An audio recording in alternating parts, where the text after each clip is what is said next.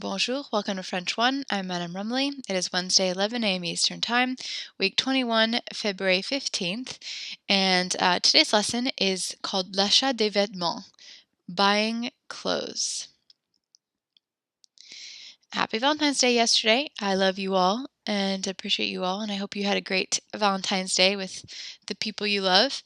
Let's take a moment and talk about the test. So some people still have to take it, so let's not ask any questions about the test if you have taken it, just so that we're not um, giving anything away and giving someone a leg up that maybe wouldn't be fair. Pretty much the biggest piece of advice I can give you is to go through the PowerPoints and the textbook. I follow the PowerPoints pretty heavily. PowerPoints are from the textbook. You know, the little yellow charts in your textbook with all the vocabulary and some of the grammar things. Yeah, that's pretty much how I go through it. Also, don't forget the scripture verses, and yeah, and you can always review your homework if you need to practice. If you're like, oh, I'm not really good at the near future or whatever, then you can practice that. Does anyone else have any advice that doesn't really give anything away from about what the test is about?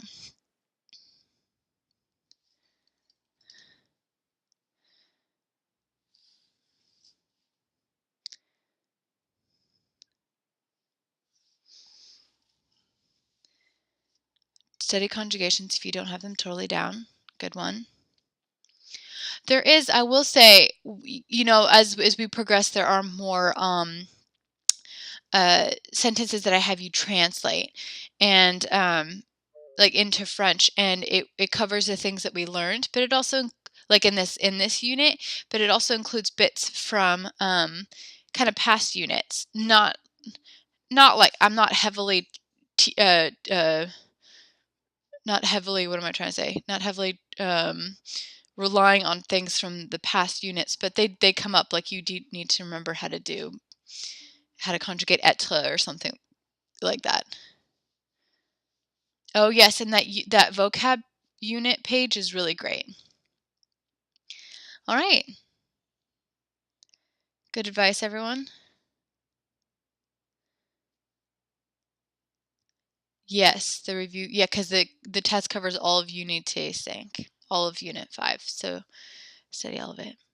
All right, let's wrap up the advice. Good advice, you guys. No, my tests are never open book, never open note. Yeah, it should be completely closed. All right. I just want to let you guys, side note, if you're sending me private chats, I am not going to open them until break, because the way the recording is with this class is it's like a recording of my screen, and then it would be on whatever you wrote would be on the recording for everyone to see on YouTube. So I just want to let you know that I'll respond when it's chat time. You can send private messages to me. Yes. All right. Le programme pour aujourd'hui est prière, écriture, cultural corner is about clothes, of course, les vêtements. Leçon 17 is l'achat des vêtements et devoirs. Let's pray. Father, thank you so much for this class. Thank you for each student here, present live or present in the recording. Bless each of us, Lord. I ask that you'd give each student grace for the things in their lives, and that they would do well in their tests, whether they've taken it already or going to take it. Bless the rest of this year in French. May it be good, efficient. May it be a blessing. We invite you into this time. In Jesus' name, amen. All right. L'écriture pour aujourd'hui vient de Jean 14:15. Si vous m'aimez, gardez mes commandements. If you love me, keep my commandments. This one, I have to admit, is accidental, accidentally in line with Valentine's Day. Okay. If, si, vous, you love me, and then take note here, we have the EZ ending, so we know it matches with vous. You love, vous aime, but then we're saying love me, vous. This is the ME here is, sorry, the M apostrophe is ME. But of course we can't say this because the vowels there. We have to like make it a contraction. But that's what that M is there for. I don't think this is even something we learn in French 1, so don't worry about that. But that's what that is about. Si vous m'aimez, if you love me, gardez, keep, it's kind of like guard, protect, keep them, my commandments. And then here's that possessive adjective we learned about. Yeah, thanks, Hannah. All right. If you love me, keep my commandments. Si vous m'aimez, gardez mes commandements. Go ahead and raise your hand. Levez les mains. It's not letting me delete this stuff. Move that out of the way so it's not a distraction. Isabel, vas-y. Isabel. Yes.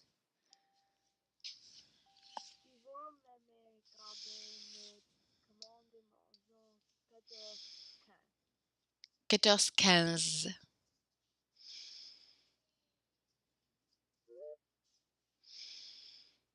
Can you repeat 15? Good. Because there is an E at the end, the consonant is not by itself at the end for 15. How do you pronounce 15? Like I typed it out in the chat. If the consonant is by itself, just hanging out by itself at the end, then usually we don't pronounce it. If there's an E after it, then we usually do. All right, Elaine, good to know. Rachel, your turn. Yes.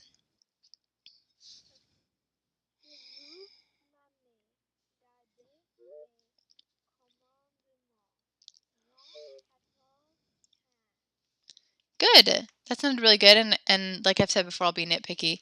The third word, meme, is how you pronounce that. Meme. Yeah, the AI makes kind of a longer E-ish kind of sound. Good job. Type me, Rachel. All right, Stephen, your turn. Mm-hmm.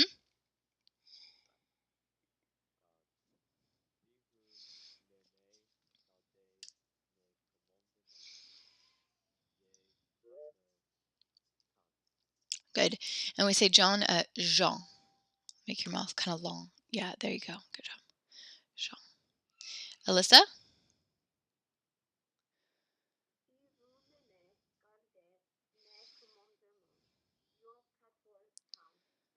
Good. Good. That sounded great. All right, Hannah? Mm-hmm.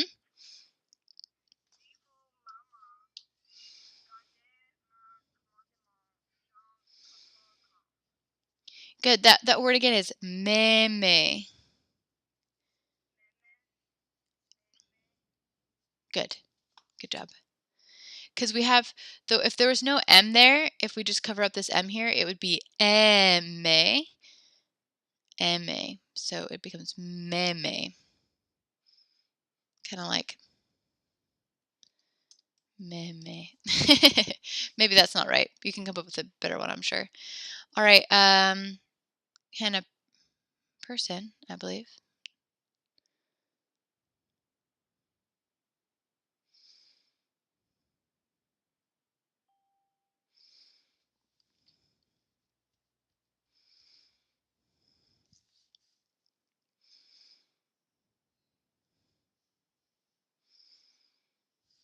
Hannah, you there? Oh, there we go, Annie. Yeah, of course.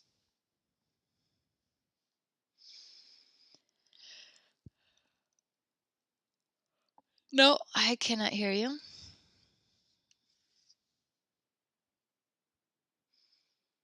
I know. How about you do audio setup and we'll come back to you. All right, Sarah, your turn. Mm-hmm.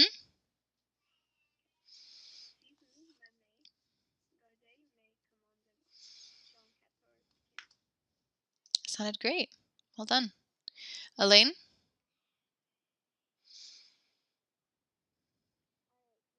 Mm-hmm.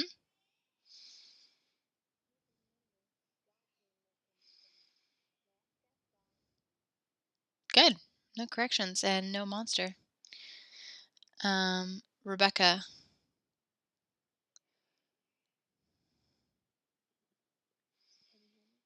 Mm-hmm.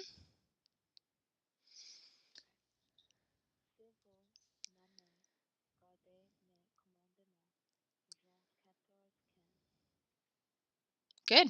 No corrections. Well done. All right, Katie?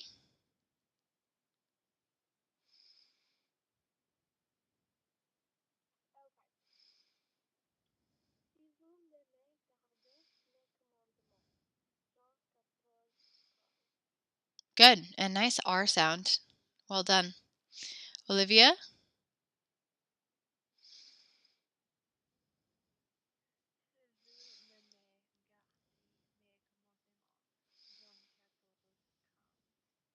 Good.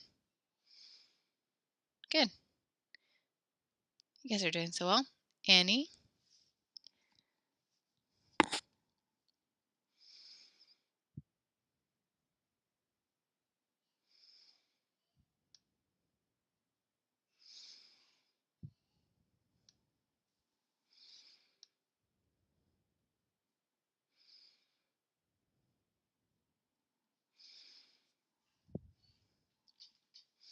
You there, Annie? I can't hear you.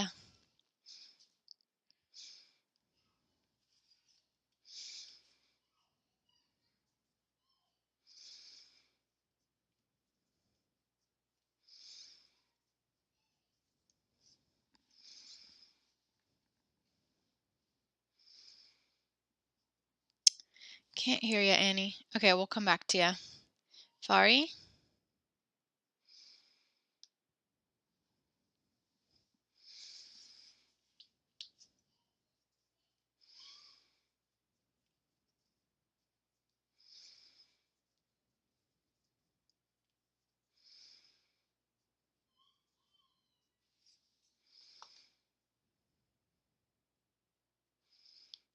Is it me? Is it my connection bad?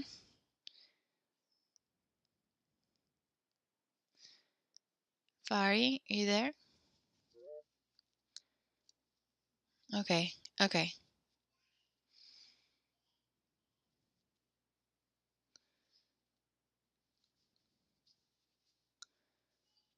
Okay. Okay. Yeah, why don't you do audio setup again? We'll come back to you. All right. Isabel, didn't you already go? Didn't you go first? Am I imagining things?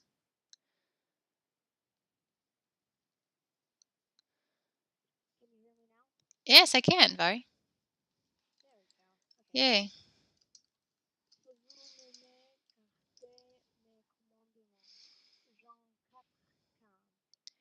14, 15. Good. Very good. No, don't be sorry. That's what you're here for. Good job. All right. Annie, you want to give it another try? That's what I thought. Okay. Your hand is raised.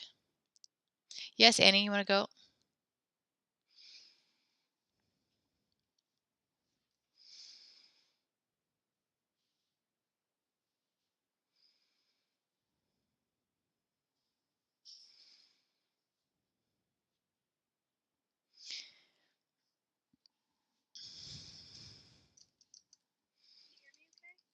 Yes.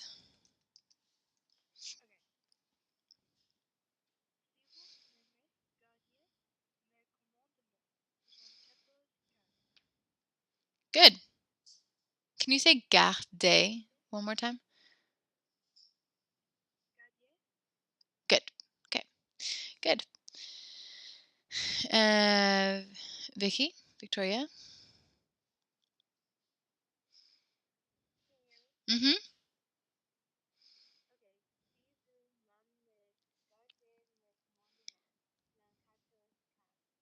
Good. Good job. Très bien. Danielle?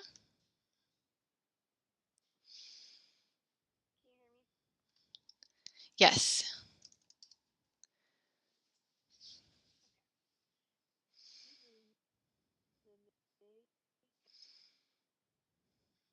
Uh-oh.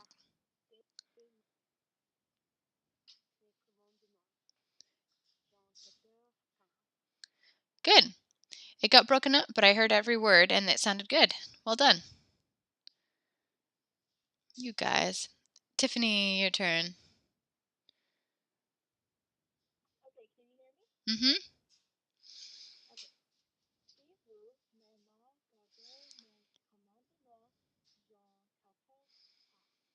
Okay, can you say me and then mes commandements? Good. I think you pronounced the S at the end of May, and we don't because it's a consonant at the end there. Good job. Good job and good fixes. Well done, everyone. Round of applause. You guys all sound so good. Um, you really do. And if I correct you, it's because I'm being nitpicky. But I'm very proud of you. Well done.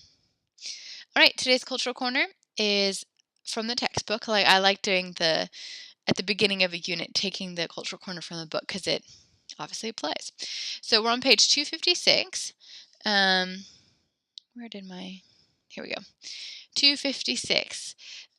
L'achat des vêtements. Buying clothes. France is a leader in high fashion. French fashion design houses such as Dior, Chanel, Yves Saint Laurent, and Pierre Cardin are known all over the world for the style and quality of their creations. French young people like to be in style even if their clothes are casual and not too expensive. Depending on their budgets, they buy their clothes at une grande surface, which is like a low-cost chain store, un grand magasin, department store, une boutique de vêtements, clothing store, une boutique de solde, discount clothing shop, and le marché aux puces is a flea market. And then there's like little pictures and things and story things there. Um, I have a picture here for you of La Galerie Lafayette. It takes up, gosh, I don't even know, blocks and blocks in one part of Paris. And it's just filled with the finest clothing stores and little boutiques and things. And if you like clothes to any kind of degree, it's fun to walk around in. And there's like perfume and I don't know, it's huge. And there's and it's very decorated and stuff. So if you ever go to Paris, it might be a good place to just walk around. I remember walking around it as a teenager, and my sister's more into fashion than I was, but it was still fun to like to buy. I was able to purchase some things. Like there are some little boutiques that are not too expensive. Um, yeah, it's kind of fun. And then one little side note about fashion in France. So, yes, France is the home of haute couture. I don't know if it was this class or last class, but or Wednesday or Thursday, but um, haute couture is the French word for high. Um, well, it means high fashion, but couture means like clothes making. Yeah, it means high end clothes, but yeah, like literally haute means high. Remember we learned en haut um, for like upstairs in a house, and then couture is literally means like clothes making. But the phrase itself, the expression haute couture means high end clothes, the high fashion, some of the really expensive things, even up to if I'm you can correct me if you know better than I do, but even up to like runway stuff that people don't necessarily wear on the street. So France is definitely like the home and creator of that. A lot of famous clothing designers come from France. Um, and but in terms of everyday life, I have my little note here. The French have a quality versus over quantity kind of thing. I've noticed, and this is just a generalization, but I've noticed in America, um, it's more common for people to have bigger closets full of more things.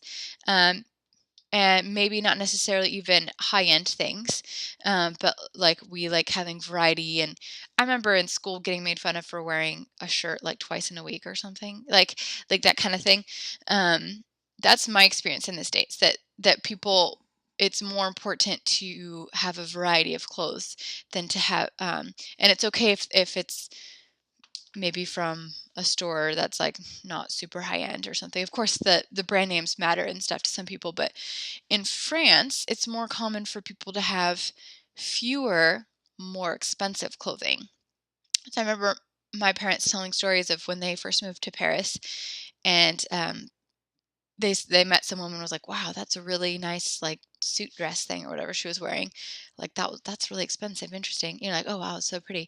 And then like the next thing they saw her, she was wearing it again too. And it was almost the American sensibilities were like, "Oh, what?" And then she was wearing it again like soon after that. So it's not uncommon for French people to wear clothes more often. Um, they again the emphasis is a little bit more on quality and less on quantity. At least that's what it was like when I was a kid in France. Um, and the French never use dryers for their clothes because they think it ruins them. They hang dry everything. Um, yeah. So what do you guys think? Do you think where you live in the States, people, the emphasis is more on quantity or more on quality? I mean, obviously, people want quality clothes and brand names, but in general, is it more? Yeah. Okay. So yeah, that's my experience too. Yeah, it's true. Different for different people. Boys may be a little bit different. I feel like boys maybe are a little, maybe society's a little more forgiving if they repeat things. Quality. Okay. You can't wear it 3 times in a week. Huh. Interesting. Still quantity from a boy. Okay. Okay, that's fine, Rebecca. Yes. I mean, there is that factor, though. Of course, you need clothes for different weather. But yeah. So interesting little factoids about France. All right, let's move on, guys. Let's do some flash vocab. Um, what is the near future? What are the two parts of the near future? Part one and part two. To express the future is something that is going to happen. Something is going to happen. Good, yes.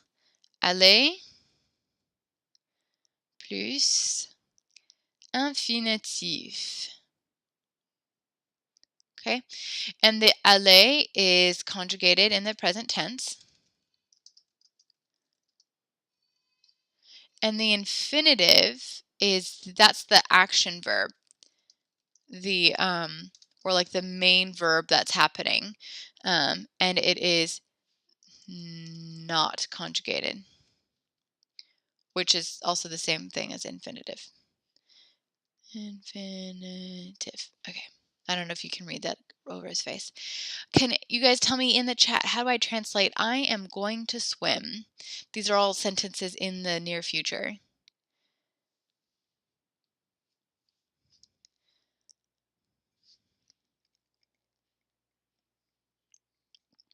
I am going to swim. Close, Rachel. Follow the formula. you focus on the formulas I give you over direct translation, word for word translation, because that they don't always work. You are correct. I, and then am going, je vais, and then to swim, nager. Je vais nager. Good. Would we conjugate nager? No. Nager is the main verb, like the action verb.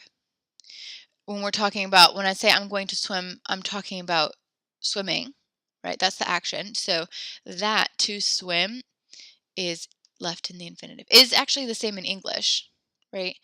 Am going is conjugated in the present. It's the verb meaning to go conjugated in the present tense. And then to swim is in the infinitive. All right, next, we are going to eat.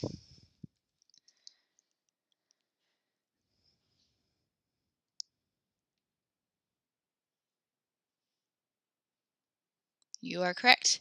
We is nous are going, or actually we should not go word for word. That's not going to work. So we are going to eat. So first we do aller conjugated in the present tense, nous allons, and then to eat, and that's in the infinitive, so it becomes nous allons manger.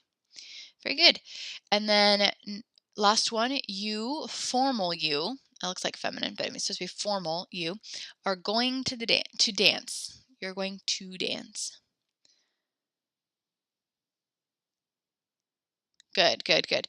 So you, formal you is vous, and then going to dance. So we have aller conjugated in the present tense, aller, and then the main verb, which is dance, in the infinitive. Vous allez danser. You're correct. Good job, guys. Those came up pretty quickly, so well done. It's always good to see when. And if you didn't get that right away, I hope it's clear to you now.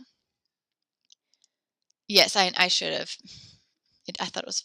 It looks like it's feminine, but oh well. You could probably figure it out quickly though, because there's no feminine form of you. There's only formal, informal, plural, and singular. All right, let's move into the lesson. So this lesson is, as always, with the beginning of a unit, heavy on vocabulary. I don't think there's any grammar, or there's like tiny, tiny little grammar things that have to do with vocab. So we'll be doing lots of talking and some breakout rooms. So let's get started. Vocabulaire. Again, we remember the way the textbook works. We learn how to have a conversation, and then we have the vocabulary to fill it. So the conversation tools we have here on page 258, 259. Où vas-tu? Where are you going? Je vais. I am going to the store, to a department store, to a mall, to the flea market. Qu'est-ce que tu vas acheter? Side note here, we pronounce this like acheter. There's an E there, but we kind of squish it away. Acheter. Qu'est-ce que tu vas acheter? Je vais acheter. I'm going to buy, and then we'll learn the words for pants, shirt, shoes, all that kind of stuff. Uh-oh, I'm frozen. Okay, now I'm back. Où vas-tu? Where are you going? Je vais, I'm going. Qu'est-ce que tu vas acheter? What are you going to buy? Je vais acheter, I'm going to buy. So I hope by this point, when you look at these sentences, they don't look super foreign. Like if the translation wasn't there, you could probably figure it out if you maybe looked up what acheter means. Can you tell me in the chat, do you think you probably could have figured out by now looking at these questions and the answers? Would you have figured it out mostly, or would you probably not have figured it out? Cool. Probably. Okay, cool. All right, and then here are all the nouns. Une casquette, un blouson, un manteau, une veste, une chemise, un polo, un pantalon, un pull, un jean, un impair, which is short for un imperméable, des chaussettes, une cravate, une chemisier, une jupe, une robe décollante. So, tout le monde levez les mains.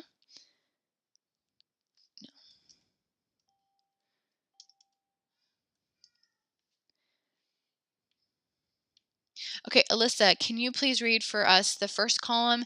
And Hannah P., can you read us the second column? S'il vous plaît.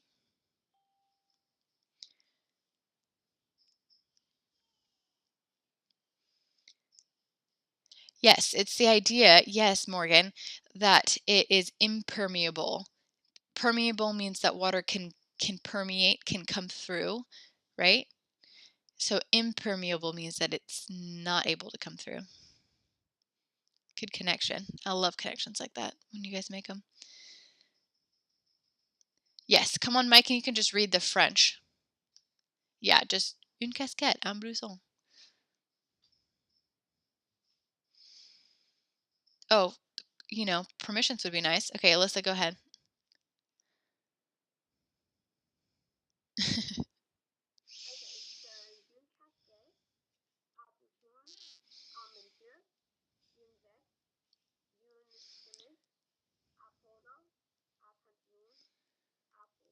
Good. Can you say casquette again? And what was the other one? Chemise.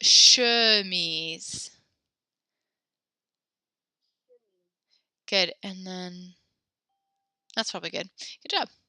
All right. Très bien. And then Hannah P., can you do the second column?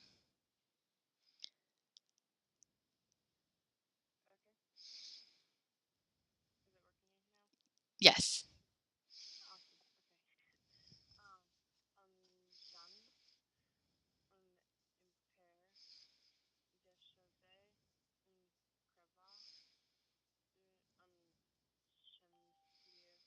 Good.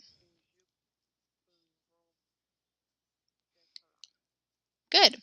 Okay, so you were really good at not pronouncing the consonants at the end. However, if there is like a vowel, like you said, kind of chaussee here, but so we don't pronounce the S because it's hanging out by itself. But we have the E here. It's, the T's here are not, they're near the end of the word, but they're not the very last letters. So we'd say chaussette, cravate, jupe. Does that make sense? Cool. I guess the exception here is colon, is because it's plural. We don't pronounce the T or the S. That's that. I don't know. It makes sense to me, but I can see how that could be confusing. Good job, you guys. All right. Next, les chaussures, des chaussures, and then they have the singular form in here because some of them are masculine and some of them are feminine. Des chaussures, une chaussure, des tennis, un tennis, des bottes, kind of a long botte, une botte, des sandales, une sandale, des baskets, un basket. Katie, you can read that first column. You can read one or both. You don't have, if you don't want to read the singular version, you don't have to.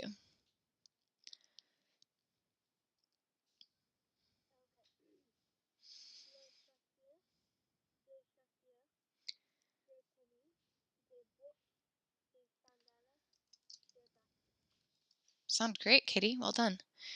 Olivia, can you read les vêtements de sport, sports clothes, un t-shirt, definitely an English word, borrowed into French, t-shirt, so you kind of have to be smiling the whole time, un short, un sweat, again, you pronounce the T there because it's a borrowed word. They're pronouncing an English word in French, and in English you pronounce the T, so that's why that's weird. Un sweat, un survêtement, or un jogging, un maillot de bain. So you pronounce this like maillot de bain.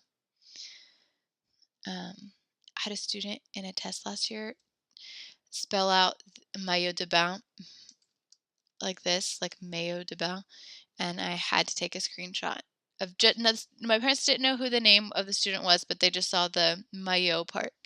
And then I made it. It's just funny mistake. Anyways, so go ahead, Olivia, you're up.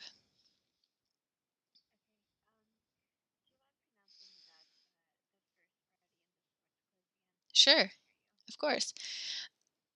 Les vêtements de sport.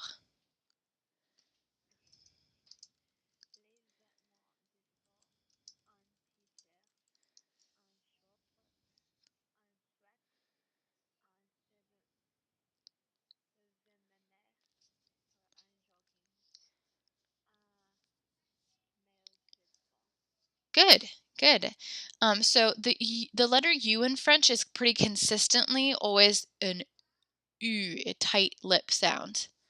So can you say un survêtement?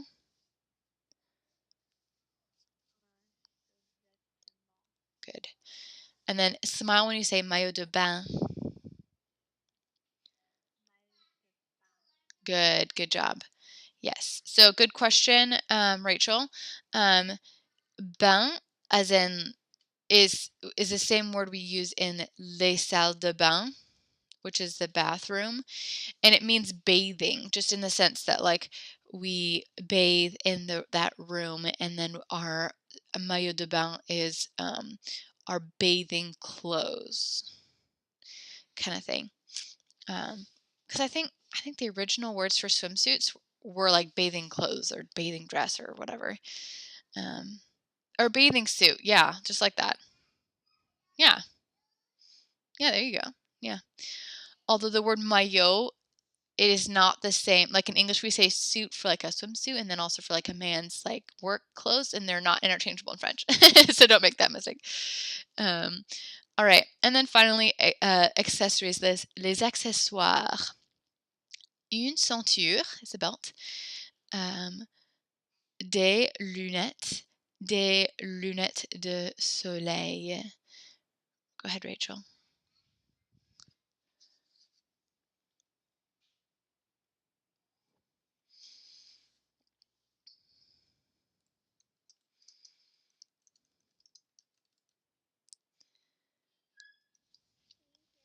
Yes.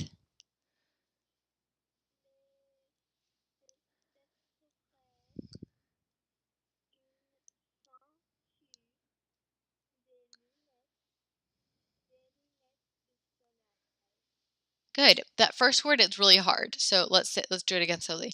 Les accessoires.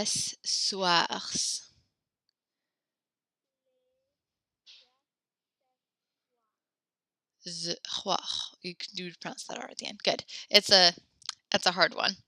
Well done, Rachel. Good job. Okay.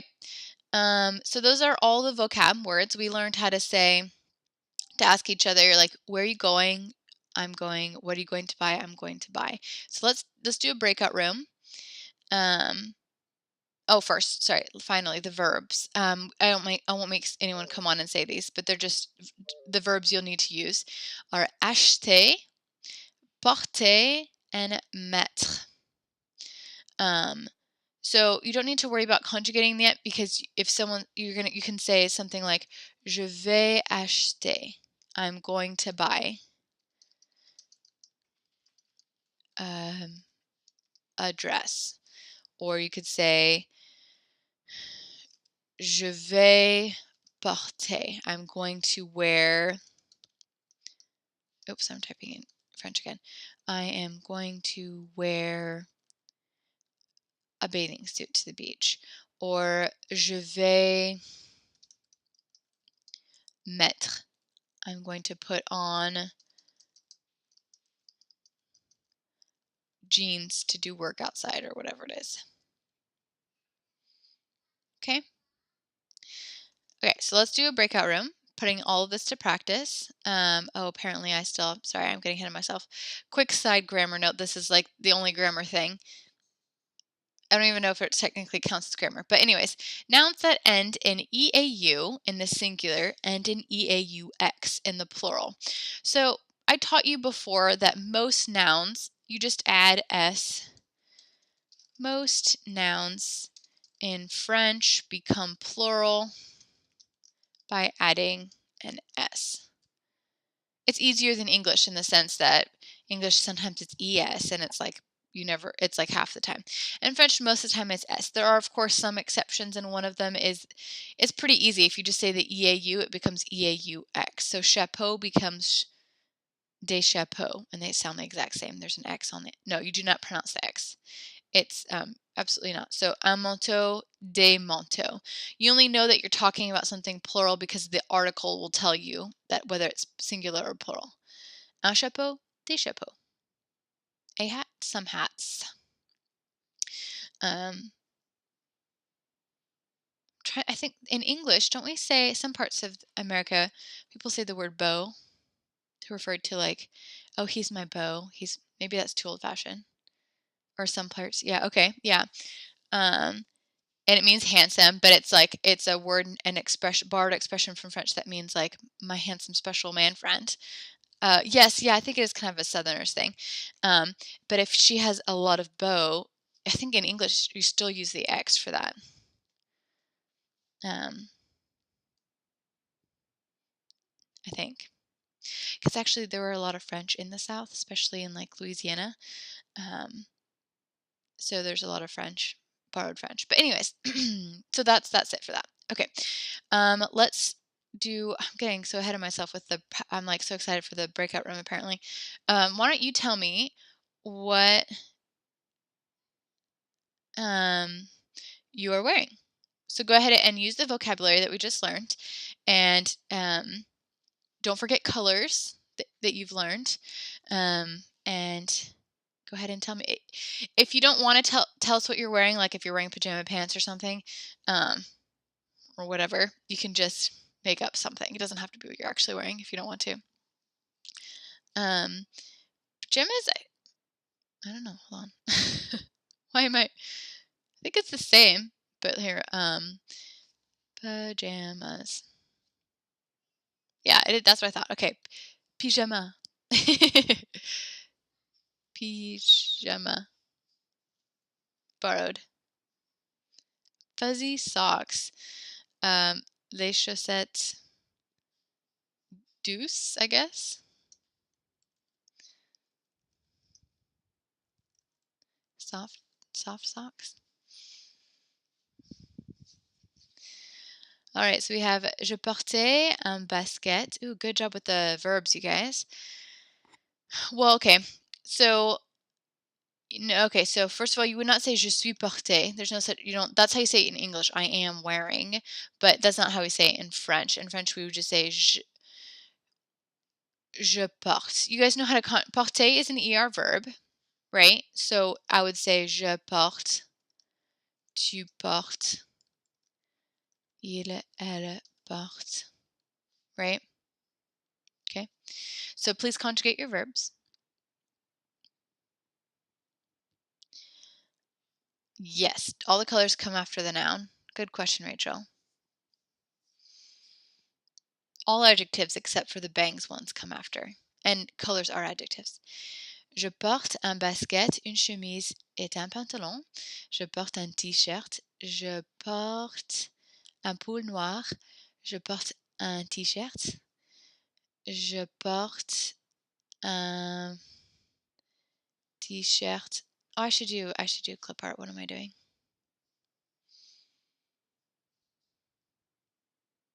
Do I have any clothes related clip arts? Glasses. That's the closest we have. Sure, why not? Je porte un t-shirt. Je porte un polo. Don't forget to conjugate. Je porte un polo. Je porte un pull et un pantalon. Je porte un pull noir. Je porte un pantalon. Je porte un t-shirt et un jean bleu. Je porte un t-shirt et un sous-vêtement. Je porte un t-shirt et un chemise. So you're wearing a like a t-shirt and like a nice shirt at the same time?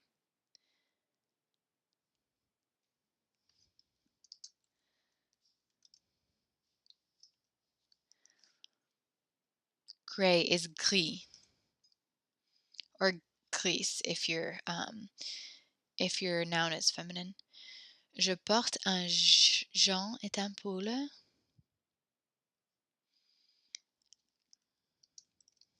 Well, you guys. Okay. I love that you were speaking French to each other, but don't forget your grammar. Je porte un t-shirt et un jean. Je porte une robe noire. Une robe noire. Oh, break time already. Je porte un t-shirt et un short. So porte, we don't have the R. And then un t-shirt et des shorts. Well, actually, in English it's shorts is plural, but in French it's singular, so you could just say un short. Je porte un sweat et un pantalon et des chaussettes. Don't forget the articles. Des chaussettes. Je porte un pull gris. Un poule crie. The adjective goes after the noun. Good job, guys.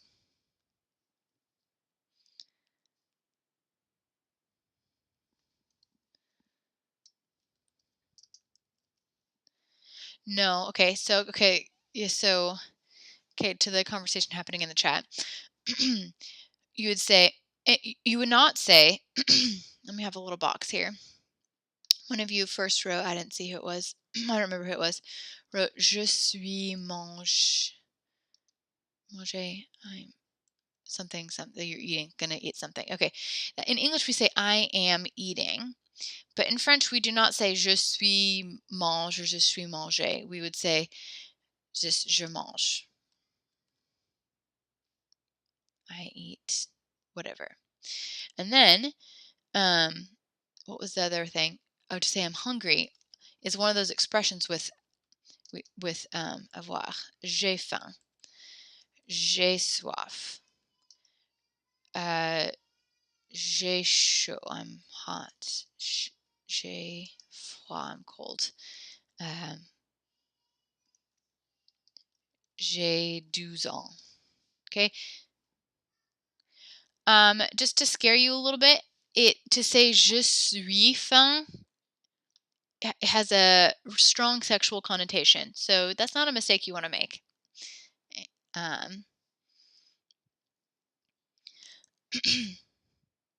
What about past tense? Let's talk about that in chat because I don't want to waste class time for that. Not that it would be wasting to answer your question, but that's not quite French 1. So I will answer you, but let's go on our 5-minute break. Don't forget what we've learned, and don't forget this because we will we will do that breakout room. All right, see you guys in 5 minutes.